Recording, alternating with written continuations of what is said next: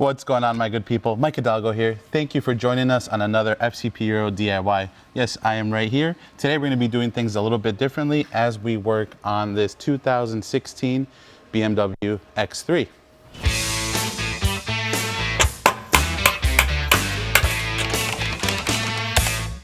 In front of me we have a Zimmerman, which includes pads as well as zinc-coated rotors. We also have a new brake pad wear sensor and new set screws. New anti-rattle clips as well, so make your brake job look even fresher. Now typically we recommend you replace these anywhere between 50 to 60,000 miles. It really depends on the kind of driving you do. The X3 behind me has about 100,000 miles on it, so it's certainly due for a new brake job. But before we get started on this job, let's take a look at some of the tools we're going to need for this DIY. To get started, you may or may not need a hammer depending on how corroded your rotors are on there. We live in New England, so more than likely we're going to need a hammer. I have a 1/2 inch and 3/8 drive ratchet. I also have a small flathead screwdriver, a piston retractor tool. We have a caliper hanger tool. We have a wire brush to scrub off any corrosion. We have a 17mm lug bolt socket. We have two 16s, one for our 3/8 drive ratchet and one for our 1/4 inch drive ratchet. We have a 10mm and an 8mm socket. Those are going to be needed on the driver's side when we do the fender liner removal for our brake pad wear sensor. We have an 8mm hex and a 6mm hex. Moving on, we have a 3/8 drive torque wrench and a 1/2 inch drive torque wrench. And then some nice to haves, but certainly not necessary, are some power tools. We have a flashlight. I like to use a paint pen when I torque everything down. And then to keep stuff from corroding to itself, I use liquid moly ceramic paste. And to clean everything up, I use some brake clean. Both of these available on fcpo.com. And just keep in mind, if you're working on the ground, use a jack stand and floor jack. You want to work safe. But now that we know what we're working with, let's head over to the car and get started on this DIY. All right, before we get started on this DIY, before you do any brake job, you always want to acknowledge where your brake reservoir is for your brake fluid, as well as what the level is. So on the X3 and the F25, they're located on the driver's side, underneath the cowling. You want to lift up this weather stripping here. That's about all you need to remove. There's a little another cover here that you can pull back, and there's a release tab here you squeeze together and pull up on. With our brake master cylinder in view, we have the cover off, we have a better view of our fluid level. We want to be mindful as we compress the pistons to not over pressurize this. There is a way where you can just release the fluid at the caliper versus forcing it back into the system. We can talk about that once we start the brake job. Otherwise, if you feel that this is too full, simply remove the cap and extract the bit of fluid with a syringe. And then once you're done with the brake job and the pistons are back in place, you can go ahead and fill it up to your max level. But for now, this system hasn't been opened, so we should be okay with how much fluid is in the system. But if we need to, we can always go ahead and remove some. So again, just keep that in mind. Driver's side, under the cover, remove some fluid should your system be over full as you're compressing the pistons back in. If you're releasing fluid at the pistons, you don't need to worry about this so much. All right, my good people, we're going to start on the passenger side of the X3 today. We'll cover the sensor on the driver's side briefly, but the steps are going to be identical for both sides. To get started, you have 5 17mm lug bolts to remove. Just be sure if your car has a wheel lock that you have that handy before you get started. We have our 17 on our impact. We'll go ahead and zap these off. All right, with our wheel off, we have a better view of where we're going to be working. Before we remove anything, we're going to work on breaking free our set screw just so that we know we can get that off later on. To do that, we're going to grab our 6mm hex on our 3/8 drive ratchet. Make sure the key here is that you have the bit all the way in. The last thing you want to do is strip that, then you have to drill it out, and you're in a world of hurt. If you need to, you can hit it with some penetrating fluid as well. Just give it a good crack. Beautiful. We know that's going to come off, no problem. We're going to work on removing our anti-rattle clip first. For that, you can use a small pry bar or flathead screwdriver. Simply pry into the clip. You're going to release these two ears so that they free up from the caliper. And then comes right off. We're going to toss these since we have new ones with the new TRW pads. Now that we have that off, we can work on freeing up our two dust caps back here so that we can access our 8mm guide pins or hex guide pins. I'm just going to use a small flathead screwdriver to pop these out. Sometimes you can just get them with your nail. Okay. With those two removed, now we're going to grab our 8mm hex. on our 3/8 drive ratchet, and we'll go ahead and break both of those free. These shouldn't be tight. They only get torqued to 35 Newton meters, so they should come off nice and easy. Just be mindful, the inboard pad is going to stay with the caliper. The outboard pad just sits on the caliper carrier. Sometimes they get stuck to the calipers. You don't want to drop it on your face or your foot if you're working on the ground. Now what I like to do is I like to use the old brake pad to compress the piston back into the caliper. You can also usually do this by hand on newer cars, but if you don't want to hurt your hands, you can go ahead and just use a tool and then simply start compressing the piston back in. This should go in fairly easy. If you have any trouble compressing the piston back in, you either have a problem with the caliper or perhaps your system is overpressurized up at the expansion tank, which, speaking of, one thing you can do if you don't want to push that fluid back into the system, this car's was just changed not too long ago, so it's nice and fresh, is you can pop the bleeder cap off, hook up maybe a motive bleeder or some sort of catch can with a hose to the bleeder valve, crack that open, and then just push the fluid out that way, so you don't have to worry about it going back into the system. Now we can go ahead and pop this old brake pad off. It's held in by 3 little teeth that grab onto the inside of the piston. Next, we're going to work on removing our caliper carrier. This is held on by 2 16mm bolts. So we'll go ahead and get behind it and get these off. All right, to break these off, I am using a 1/2" drive ratchet with a 16mm socket. You want to make sure you clean off your caliper carrier well before you reinstall it. You can see there's a lot of buildup of brake dust on these. The most important part is where the pads themselves ride, which is here and here, obviously both sides. So we'll go ahead and scrape these up, clean them up, and with a little bit of brake clean, just so we know our new pads are going to ride nicely on here and they're not going to bind up on any old debris or brake dust. Wire wheel or wire brush works great for this.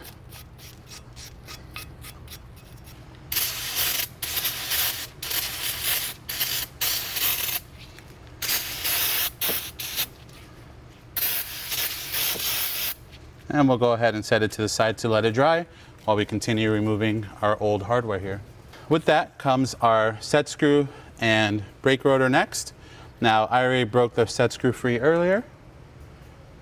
Now what I'm going to do is I'm going to take my hammer and just give it a couple whacks to free up the rotors while the set screw is still holding it in place.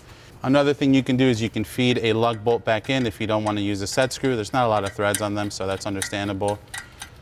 You can use a lug bolt, remove said set screw instead. Again, that was a 6mm hex. I'm going to leave mine loose for now, and then you can work on breaking the rotor free from the hub. Here we go. I'll finish removing the set screw all the way. I'm going to toss that since we have a freshie.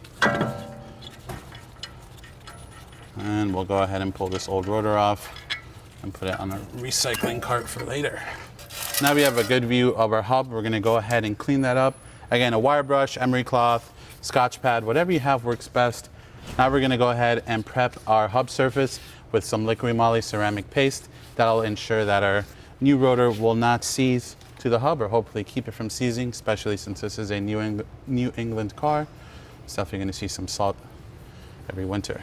I like to coat a little bit in there where that texture is going to sit, just to give it a chance at not being seized down the road.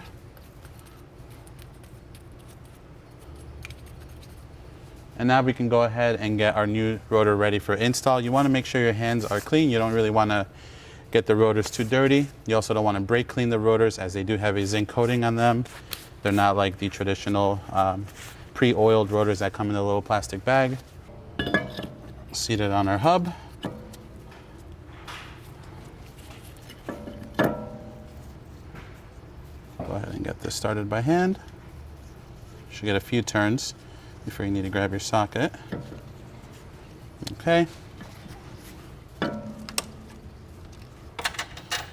Again, 6mm hex. For those of you following along at home, if you're going to torque this down, you want to torque it down to 16 Newton meters. We're just going to go ahead and snug ours up for today. And then I like to get a little overboard with this. I like to encapsulate them in some more paste. That way any moisture can stay away from it. I'd rather clean that up than have to drill these out. All right, now we can go ahead and install our caliper carrier bracket. We have our two 16mm bolts, which I quickly wire wheeled, just cleaned up the threads a bit. And then we'll grab our torque wrench and we'll tighten them down to 110 Newton meters. All right, from there we can go ahead and install our brake pads. Starting with the inboard pad, we'll go ahead and just gently lubricate the ears on these ends of the pads. On these inboard pads, I also like to lubricate the 3 tabs that pinch in on the inside walls of the piston. Just keeps them from getting seized on there, hopefully, as time goes on. All right, that's popped in. This is a point, if you're doing the driver's side, where you'd want to replace the wear sensor. So we'll hop over there real quick. We'll show you how to do that.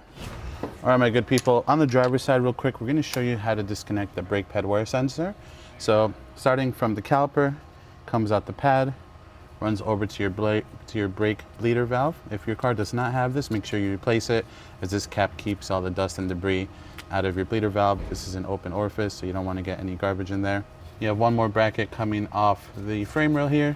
Same thing, pull it towards you to free it up. And now we go into the fender liner itself. You pull that back, we're going to want to remove these 10mm plastic nuts that hold this in place. So we'll go ahead and grab our 10. I just have an electric ratchet to speed things up. Now we have those two 10mm nuts off. We also have 1, 2, 3 8mm bolts to remove as well. Instead of plastic rivets, they used 8mm bolts for these cars. So we'll go ahead and zap those out. Then we can pull this liner down. Just watch out for any dust or debris that may be collected in here.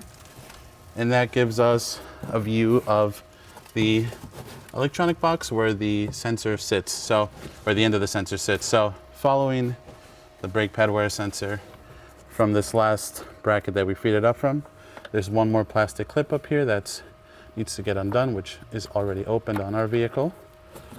And now we can open up the box. It's got 2 tabs up top. You just want to pop them open, and you can go ahead and pull this out. And now you have a better view of the end of that sensor.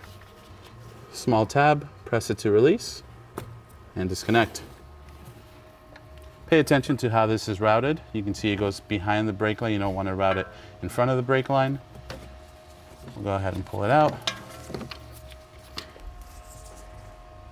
And you're good to go. Now for now, we can just go ahead and leave this one hanging off to the side, and we'll go ahead and get our new one routed up so we can button up the liner here.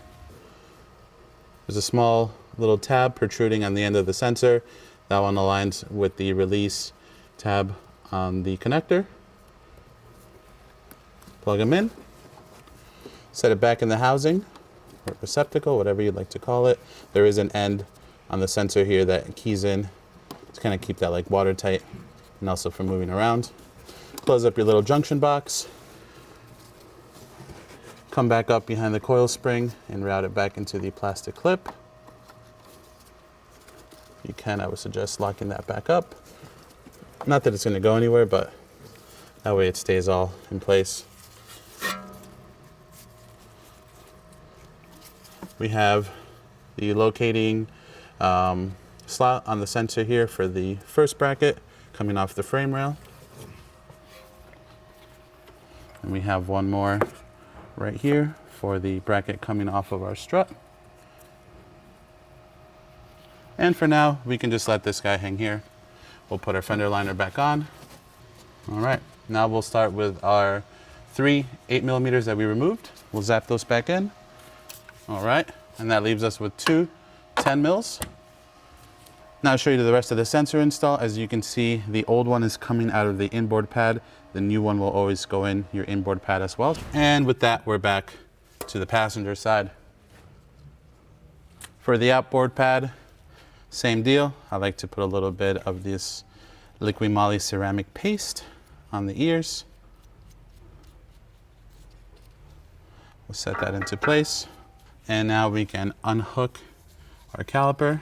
Don't forget to take the hook off of the vehicle, otherwise we'll be jingling down the road there. We'll go ahead and slide our caliper back over. Beautiful.